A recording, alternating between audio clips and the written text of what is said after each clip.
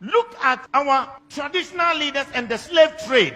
We blame the whites for the slave trade we went through. We blame the whites that they offended us. They took us as slaves. But let's wait for a minute. Who sold the black man to the whites? Who sold the black man to the whites? Our own traditional leaders. The enemy is not outside.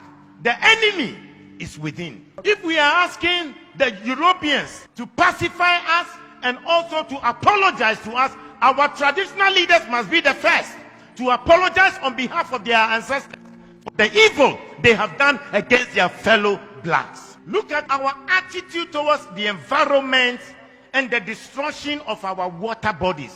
All our river bodies have turned into dark brown. And you know what they said? In the next 20 years, if we don't stop this illegal mining, Ghana, we will import water to drink. Yet we don't care. And Chinese, they will come from their country into our forest, destroy our forest, destroy our land, and illegally mine and damage our waters. How can they come if the traditional leaders didn't give them permission to do that? And in one instance, while they were dead, our military went there to protect them. Our own military that is supposed to protect us rather protected the foreigners to destroy our water and destroy our forest. The enemy is not outside, the enemy is within. If you look at our own systems and structures in our country, we don't have a better system to improve the lives of people. Pastor, I was surprised when I read in China, they had a 10-year vision, and they said from 2011, their vision was that in 10 years from 2011, and 10 years from 2011 will be what year? This year, 2021. That they will raise over 20% of the people to become multi-millionaires. Now in 2021, they have 1.8 million Chinese who are multi-millionaires in China. And they are between the age of 40 to 50 years. Multi-millionaires.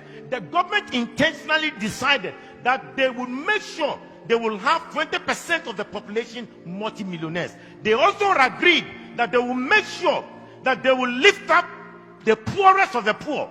And they lifted 100 million people from begging to live a better life. But in this country, in our country, we fight our own businessmen. Our government will fight our business people. When they know that your business is thriving, and they know that perhaps you are not sympathetic towards the running party or the ruling party, they will fight you, collapse your company, and make you poor. When in China, they want to make the people rich. In Africa, we want to make our own people poor. The enemy is not outside. The enemy is within. Look at our African leaders. How much they stole, the money they stole away. We are told in Gambia, Jamal Yaha, he stole $11 million US from his own country, Gambia. Sani Abacha stole between $1 billion to $5 billion out of Nigeria.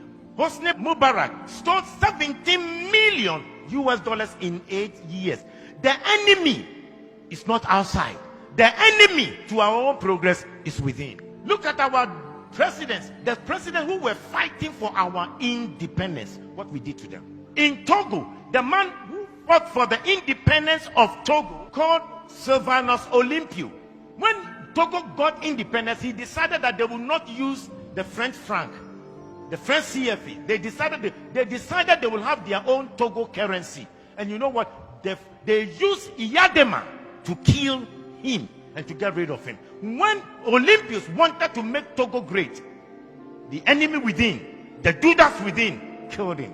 In Burkina Faso, the man who gave them independence, Maurice Yamago, was eliminated by his own people. When Thomas Sankara came, his own body group killed him and got rid of him. The enemy is not outside. The enemy is within. You look at our own country, Kwame Nkrumah started a new vision to develop Ghana, and who undermined him from within? They threw him out by Kotoka.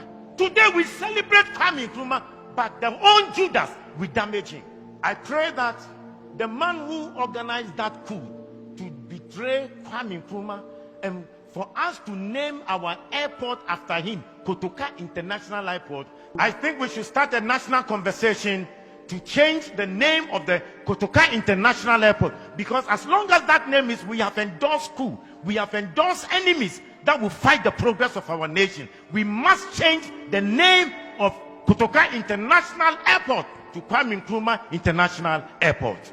The enemy is not outside, the enemy is within. We need to ask God to give us a new character. Let's change our behavior and have new values. Because the person will be smiling with you, smiling with you, yet he will stab you at the back. How can you have a father who wants to destroy your life? Yet in Africa we have governments that do not want to make the people or improve the lives of the people. When in overseas, their governments have created an environment for every citizen to be better. Why is it that our governments can't think about the welfare of the citizens? And we kill the businesses of our own people?